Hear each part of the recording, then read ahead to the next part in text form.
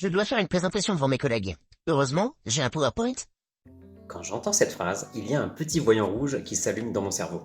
Il y a en effet un grand risque que la personne s'appuie beaucoup trop sur ses diapos. Et il y a fort à parier que ces diapos soient chargés de texte. Suffisamment chargés pour empêcher le public de correctement suivre la présentation.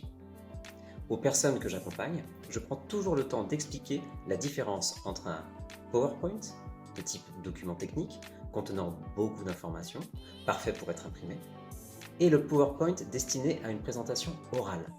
Ce sont des documents qui n'ont rien à voir, car ils n'ont pas le même objectif. Trop souvent, on ne fait pas l'effort de concevoir des diapos adaptés à une présentation orale.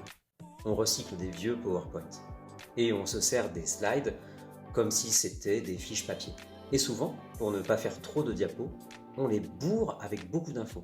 Elles deviennent si denses que personne dans le public ne peut les lire sans perdre le fil de ce qui est dit en même temps à l'oral. En commettant ces erreurs, on diminue largement l'impact de notre prise de parole. Et c'est tellement dommage. Vous souhaitez progresser sur la conception de vos supports de présentation orale ? Contactez-moi.